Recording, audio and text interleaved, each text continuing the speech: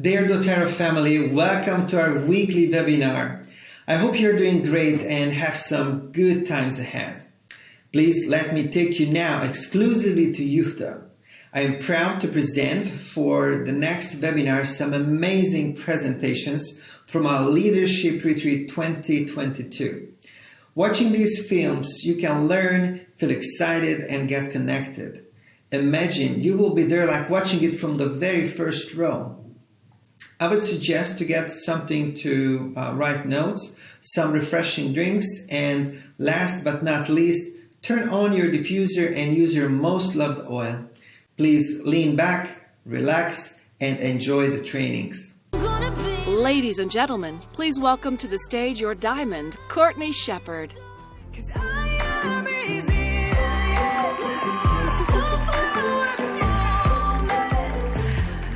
Welcome, everybody. Isn't Jessica amazing? Man, I could just sit and listen to her all day, especially because I had to talk next. All right, so today I'm going to talk to you guys about how we experience joy in your journey. And in order to do that, I want to kind of take you back in time with me for a little bit. Is that okay? How many of you remember the day you said yes to doTERRA? Do you remember that day? Do you remember what you felt? Do you remember what your life was like? I'll never forget that day. Because at the time, my life, I was financially destroyed. I was so broke, I just remember thinking how incredible it would be just to live paycheck to paycheck, because I was so negative. I had 3 little boys, 1, 2, and 3, and they were just crawling all over me and needing me every second of every day. We had just moved to a new town, and so I had no social life, which really doesn't matter because when you don't have any money, you can't go anywhere or do anything. And I could go on and on about the circumstances of my life at that time, but we'll just say it wasn't pretty, okay?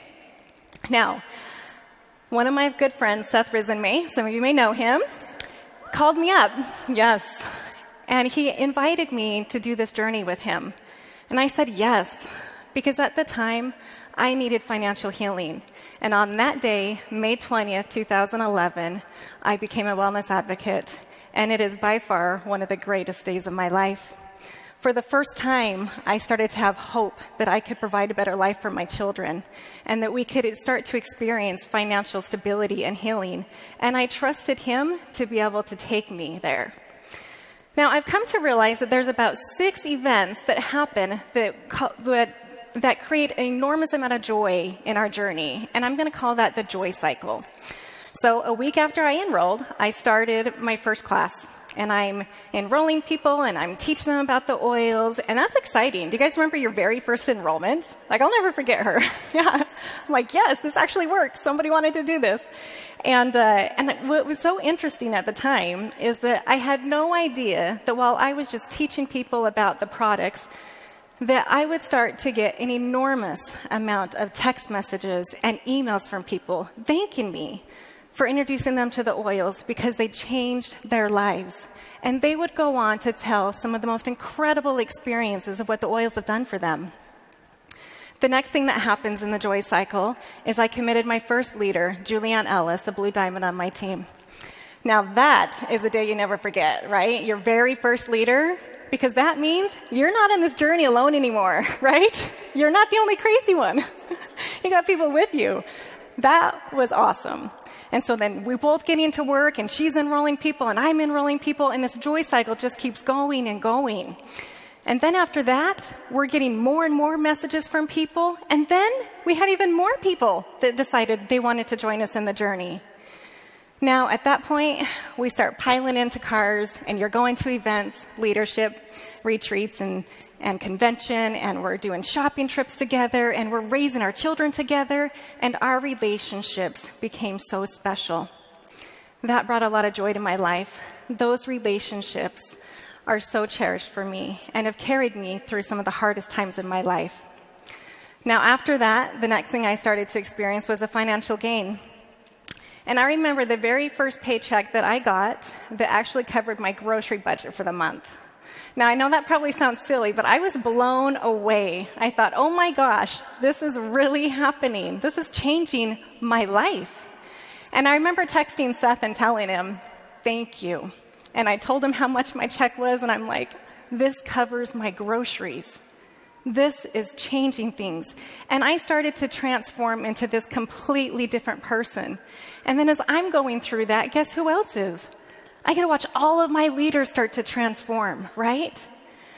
Now, I almost didn't want to share this with you guys, because we can talk about transformation all day long, but when you see it, it's when you really start to understand the joy that can take place in someone's life when you introduce them to doTERRA. This is me, 2011, my very first convention. I was broken in all the ways. And here I am today. I am a completely different person from the inside out. Everything about my life has changed. From the woman that I am, the skills and the talents that I developed, to the incredible life I've been able to provide for my sweet boys. And the joy that I've experienced in watching this happen to me and to continue to watch it happen to those in my organization is overwhelming. Now, this is pretty incredible transformation, right? But is it all joyful? Is the transformation always joyful, or the journey always joyful? Have you had times where you experienced discouragement or frustration or disappointment? That can happen, right? So what happens? We go from this place of feeling all of this joy and this incredible gratitude for where we're at to maybe feeling like, you know what? I'm done. I'm tired. What happens? Is it when someone told you they don't want to join you? Did you feel like you exhausted your names list? Did life happen? How many of you have been to that breaking point where you just think, I'm done, I need a break? Or maybe you've watched people on your team do that. Well, let me tell you the rest of my story, because I got to that point. I got to the point where life happened to me, and I took a big, long break from doTERRA, even after that transformation. I went through a divorce and heartache. I moved across the country to then marry my sweetheart now, and went through this crazy identity crisis of who I am, and went from a family of 4, a single mom with 3 boys, to now a blended family of 8. It was hard. On top of that, one of my dear boys was struggling so bad, to the point I wasn't sure how much longer he'd be on this earth with me. And I just stopped. I isolated myself, and I didn't rely on those relationships around me to lift me. So then I stopped enrolling, and I stopped building, and I completely disconnected from my team, from the company, from everything. And you know what happens when you do that? You stop feeling the joy. I became lost. My checks were going down. I didn't even know who I was anymore. And I'll tell you what's not joyful. Every day waking up and looking yourself in the mirror, hating that person staring back at you, knowing that I had failed my team, that I have failed my leaders, my customers, and my children. All of these emotions began to weigh on me, and I just thought, I cannot do this any longer. One of my favorite quotes is by Les Brown. He says, when life knocks you down, try to land on your back, because if you can get up, if you can look up, you can get up. Let your reasons get you back up. And that's where I was, lying flat on the ground, and staring back at me were my 5 reasons. My friend Seth, who never, ever gave up on me. I couldn't let him down anymore. To my leaders that said yes to me in the beginning and believed in me to help them reach their goals. I couldn't live with that anymore. And to my children, do you know how hard it is to convince your children to dream big and to chase their dreams when you are their biggest example and the biggest quitter in their life?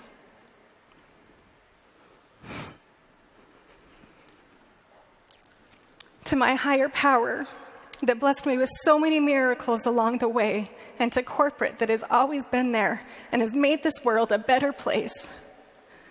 These reasons are the foundation for my joy, and I couldn't go any longer without any of them in my life.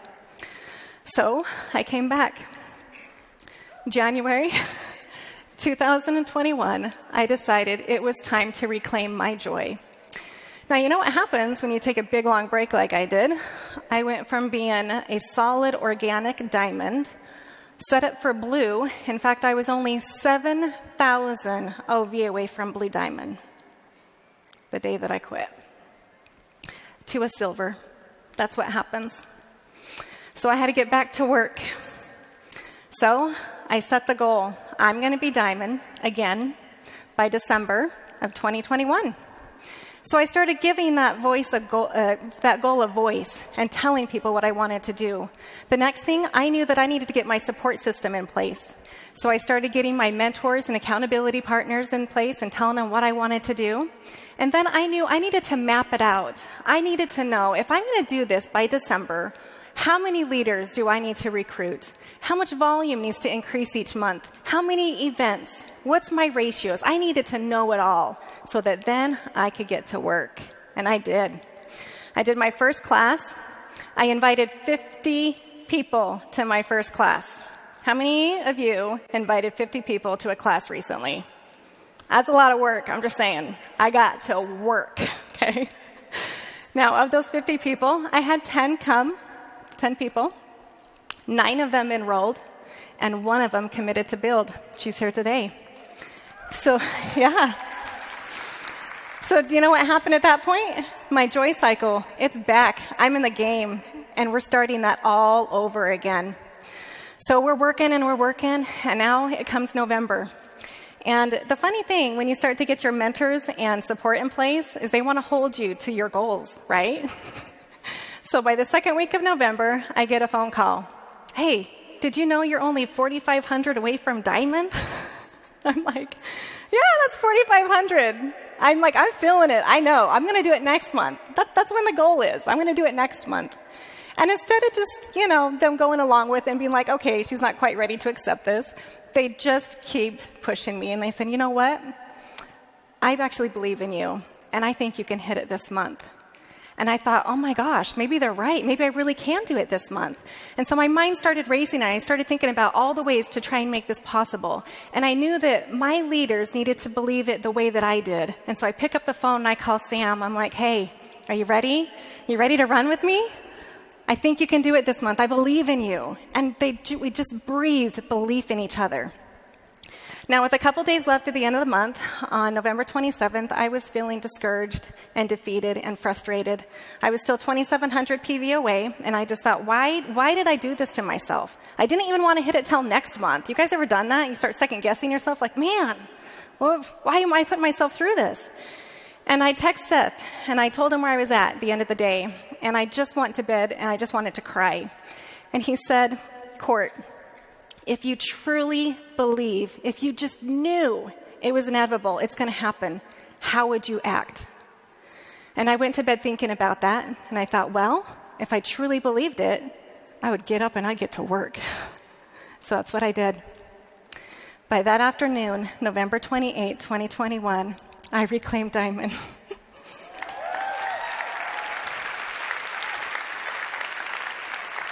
Now, that was really special to me because it was 8 years ago on November 28th that I hit diamond for the very first time. And I hadn't been diamond since March of 2018.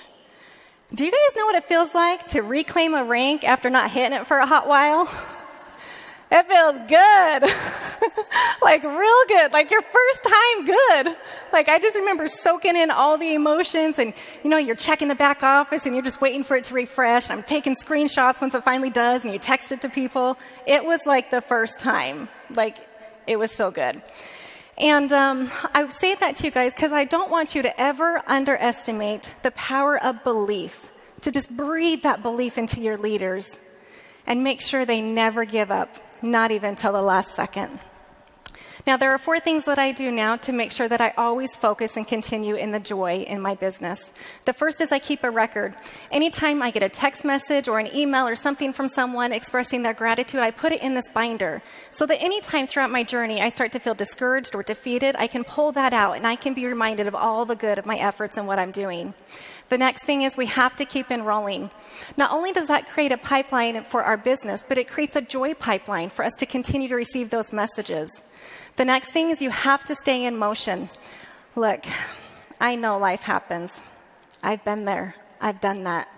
And can I tell you the biggest regret in my entire life is that I did not stay in motion during that time.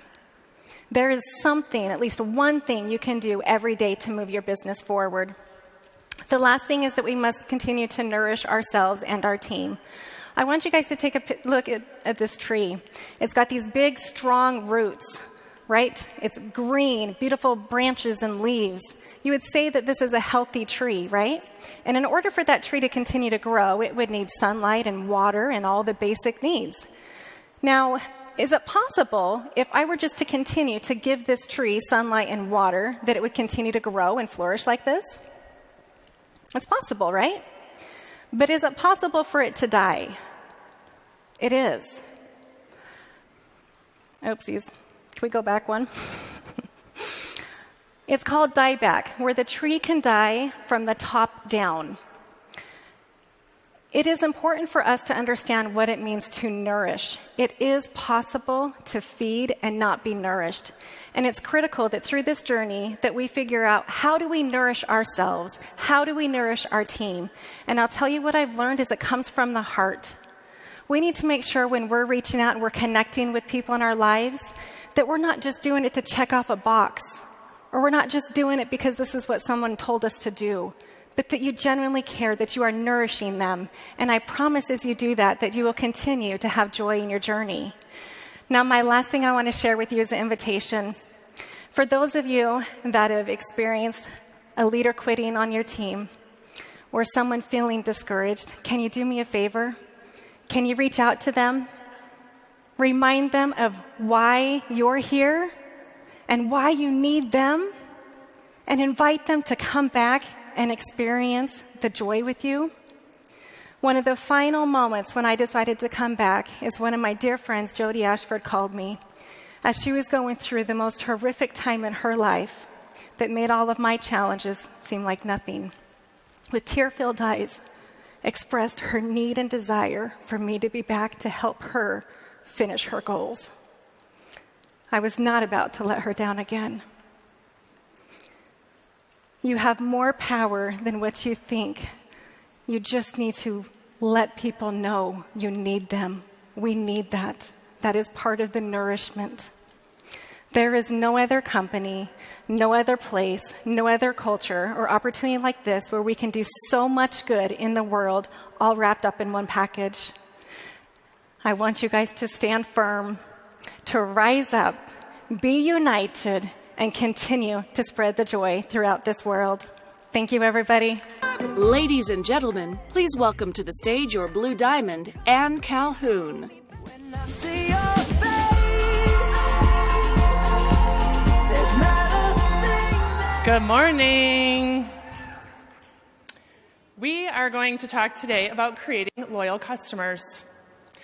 On our team, we define a loyal customer as someone who orders monthly on LRP, someone who reaches out when they need help. This could be to you, your community, or their resources. Someone who speaks highly to their friends and family about the product and the company. And someone who pays attention to the new opportunities and is eager to try new products. These are the people who are going to be first to order the new doTERRA Sunline. In short, loyal customers are those who know, like, and trust not only the product, but the company, also you. And that's what we're going to talk about. doTERRA Corporate has done their job above and beyond to make loyal customers who know, like, and trust the company and the product. Now it's our turn. In order to help explain this to you well, I need to take you back to my first leadership 8 years ago. I decided to do this business, probably like many of you, saying, I will never do this business. Well, in the process of not doing this business, I hit silver in November, and I was invited to California for leadership in February of 2015. So one of my leaders and I got on a plane, vowed we were still never going to do this business. And we were shocked at what we found at that first leadership. These were our people. These were normal people. I remember calling my husband saying, there's like old ladies and men with belt buckles here. These are our people. So we got back on that plane to go home, and we said, you know what? Let's just keep going. So we kept going. I hit platinum that fall, and I started to panic. I started to listen to the stories that these voices in my head were telling me that I wasn't good enough, that somehow the more success I achieved, the more it was going to hurt when this whole thing burned to the ground. I started running scenarios through my head, scenarios like, what if I put all this time and energy and effort into this, and it all falls apart? Everybody's going to look at me and say, whew, glad I didn't do that. And the I told you so's, right? Those were going to be even worse. Every story that I ran through my head ended in shame and embarrassment. So we went to that next leadership. And I remember one night we were at the hotel, and our team was all hanging out by the fire talking, and a very dear, sweet man in my upline, his name is Jim Stevens, in his belief in me and his encouragement of me, very excitedly, he said, so when are you going to hit diamond? And what I heard him say was, that's great that you hit platinum, but you're still not good enough. So let's just see if you can keep rank advancing. We'll tell you when we think you're good enough. I responded like someone who had just been hit in their deepest wound. And I said, don't you ever ask me that again. And I regret that deeply because he really didn't talk to me for the next year.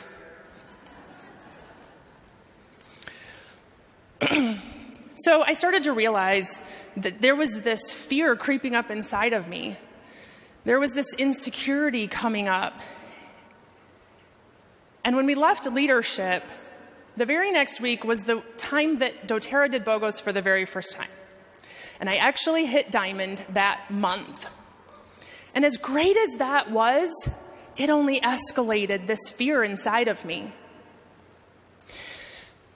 So I had this choice. I could either give in, quit doTERRA, or at least quit trying, and go back to that life that I had planned. I was a nurse. I was a good nurse. I could keep going. But I started to see that this insecurity and fear of me was impacting other areas of my life too. It was impacting my relationships, my work, my marriage. And there's something about hitting diamond. That financial and time freedom that you've been told about is just right over the horizon. So I thought about my other choice. My other choice was to dig in. My other choice was to figure out what the heck was going on and why, on the outside, as it looked like I was achieving all that I wanted, and maybe I even made it look easy, on the inside, I was falling apart. So I made the hard choice, and that fall we started counseling. How many of you guys have gotten to that place where somebody else says the things of belief and encouragement, and on the inside you are riddled with fear and doubt? I can tell you when you're in that place, sitting alone and doing nothing about it isn't going to get you anywhere. You need to make one of those two choices. So what I realized in that first year of counseling is I was finding my identity in where most people find their identity. And for me, that was what I did, or in this company, what rank I was, what I had, and what other people were saying about me. I was no different than anyone else. Most people look to these places for their identity. I was on a path to destruction. So in that first year of counseling, I decided I'm going to decide where my identity comes from. And in finding it in none of these three places, I decided I'm a beloved, chosen, and adopted daughter of God.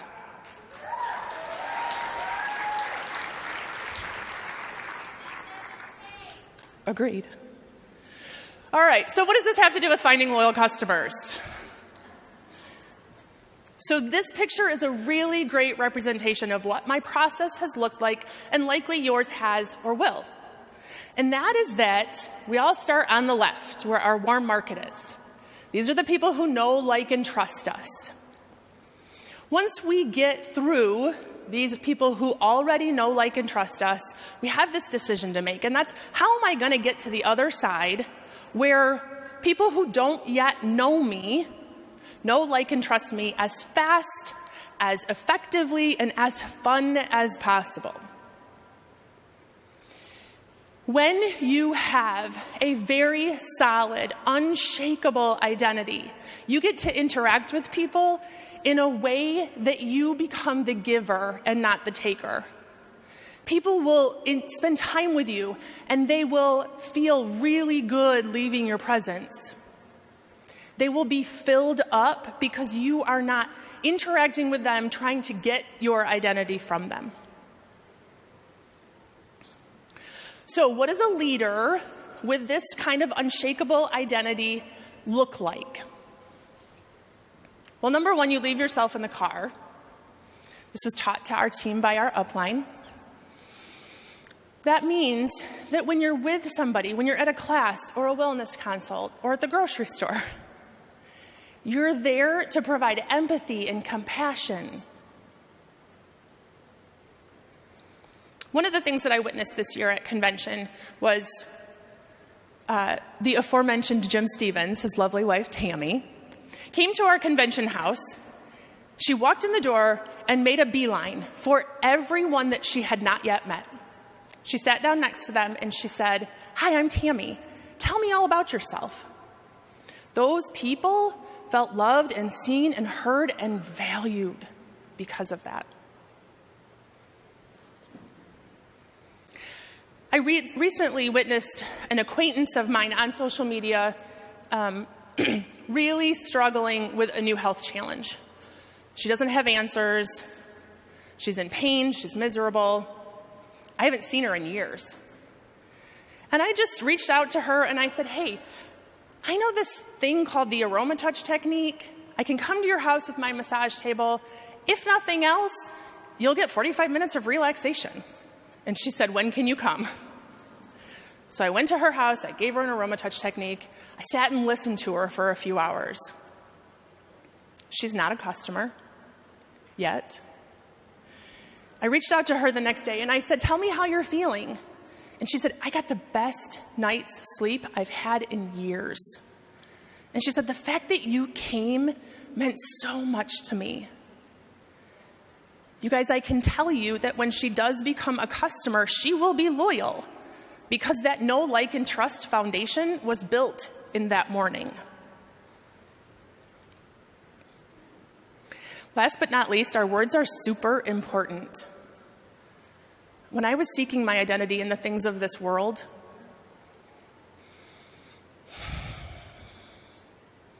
I had to think twice before I complimented or said anything kind to anyone else. Because in my mind, if I gave them more value, mine went down. That there was this totem pole, and if I doled out kindness, I was going to wind up at the bottom. When you have an unshakable identity that has nothing to do with your rank, nothing to do with what your upline says or doesn't say, thinks or doesn't think about you, you get the chance to speak kindness to everyone. And what I have found is it doesn't knock me down, it actually lifts all of us up. So in order for me to do this, in order for you to do this, I have to start every morning and I have to fill myself up. I have to look in the mirror and say, I am a beloved, chosen, adopted daughter of God. And once I have that solid inside of me, I get to go out and love on the world really well. So this is a video of what this looks like practically on our team. This is an aroma touch hand technique, give and receive, that we do at the beginning of our classes. You can see that we just follow along with the video on YouTube, but look at their faces. They're talking, they're smiling. You guys, we're teaching our team to serve one another. And they leave with their hearts filled. And as you see, it also helps if you have puppies at your class. That's also heart-filling as well.